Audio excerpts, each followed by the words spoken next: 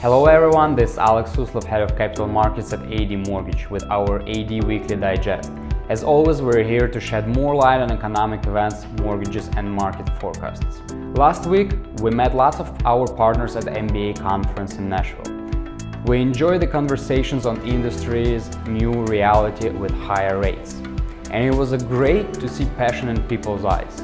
I would like to say special thanks to our marketing team who organized our event in Nashville.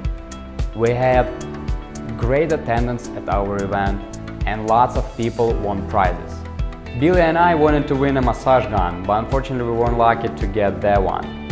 As for economic events, GDP price index, which is a cost of living measure that is adjusted to reflect changing consumer behavior, rose 4.1% for the quarter, which was well below the estimate of 5.3%. Last Friday, rates upticked though, due to the European inflation figures that were through the roof. US PCE numbers are a bit better than expected, 6.2% versus 6.3%. And that number is in line with last month's level of 6.2% as well. On Wednesday, we're looking at FOMC rate decision, and market is currently in line with 75 basis point hike expectation. With this being said, turning it to Billy at this moment to get more details on last week numbers and further expectations on FOMC meeting in November and what to expect in December. Hello Alex, how are you? So you're asking me what to expect in December. I'm still trying to figure out what to expect tomorrow. Let me start by saying how nice it was to meet some of you in Nashville. It's always nice to connect a face with a voice, in some cases an email address. But on to the markets. Up until Friday morning, this past week had been a mirror image of the week before. Every day the 5s, 10s, and 30s made higher high yields and higher low yields than they had on the day before.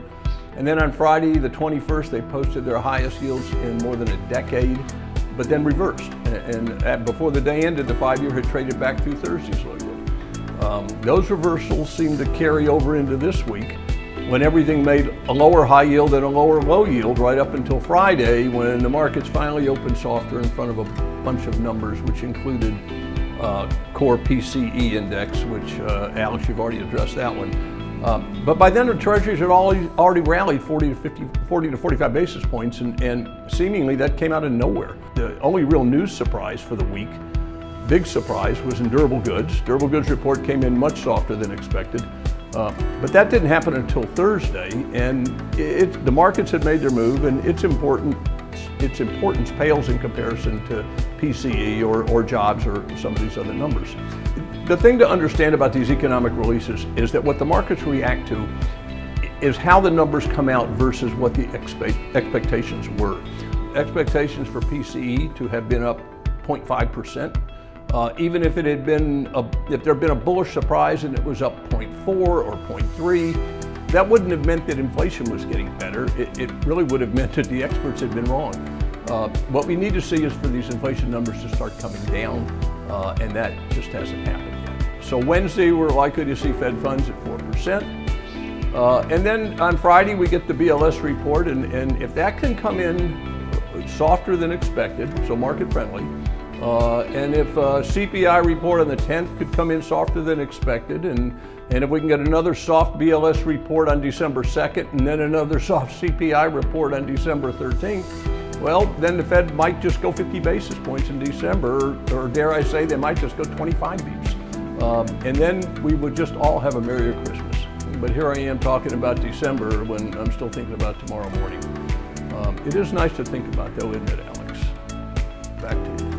Billy, thanks for the overview. Well, 25 basis points, I'd love to see that. I'm eager to see CPI numbers released soft, which would kick the tires for improvement on the market for sure. Recent market rally was definitely a great opportunity for everyone, so I would advise our partners to take advantage of it and lock their borrowers right now. Make sure to follow us on YouTube channel, like this video and subscribe to Billy's daily market newsletters to stay on top of the capital markets events. Thanks everyone, it was Alex Suslov, Head of Capital Markets at AD Mortgage. Stay tuned.